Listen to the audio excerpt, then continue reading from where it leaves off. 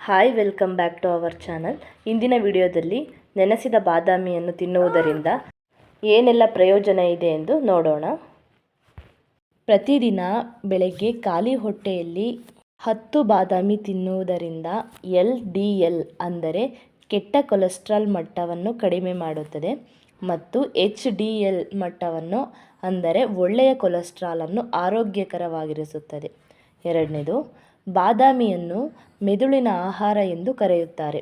Vitamin E ಹೆಚ್ಚಾಗಿ ಇದ್ದು ನೆನೆಸಿದ ಬಾದಾಮಿಯನ್ನು ತಿನ್ನುವುದರಿಂದ ಮೆದುಳಿನ ಆರೋಗ್ಯವನ್ನು ದೀರ್ಘಕಾಲ ಆರೋಗ್ಯವಾಗಿ ಇರೋ ಹಾಗೆ ಮಾಡುತ್ತೆ.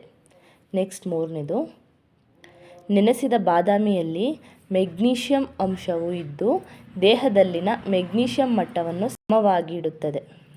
ಬ್ಲಡ್ ಪ್ರೆಷರ್ನ ಕಂಟ್ರೋಲ್ಗೆ ತರುತ್ತೆ ಮತ್ತು ಹೃದಯದ ಆರೋಗ್ಯಕ್ಕೆ ಇದು ಪೂರಕವಾಗಿದೆ. ಟೈಪ್ 2 ಮಧುಮೇಹದಿಂದ ಬಳಲುತ್ತಿರುವವರ ರಕ್ತದಲ್ಲಿನ ಸಕ್ಕರೆ ಮಟ್ಟವನ್ನು ನಿಯಂತ್ರಿಸುತ್ತದೆ.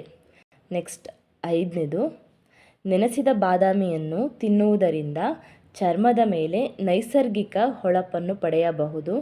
ಇದು ವಿಟಮಿನ್ ಇ, ಮೆಗ್ನೀಷಿಯಂ, ಪ್ರೋಟೀನ್ ಎಲ್ಲವನ್ನು ಒಳಗೊಂಡಿದೆ. ಇದರಿಂದ ಮುಖ ಸುಕ್ಕುಗಟ್ಟುವಿಕೆಯಿಂದ ರಕ್ಷಿಸುತ್ತದೆ. ನೆಕ್ಸ್ಟ್ ಆರನೇದು, ನೆನೆಸಿದ ಬಾದಾಮಿಯನ್ನು ತಿನ್ನುವುದರಿಂದ ಉತ್ತಮ ಜೀರ್ಣಕ್ರಿಯೆಗೆ ಸಹಾಯವಾಗುತ್ತದೆ ಮತ್ತು ದೇಹದ ತೂಕ ಕಡಿಮೆ ಮಾಡಿಕೊಳ್ಳುವುದಕ್ಕೂ ಸಹಾಯ ಮಾಡುತ್ತದೆ.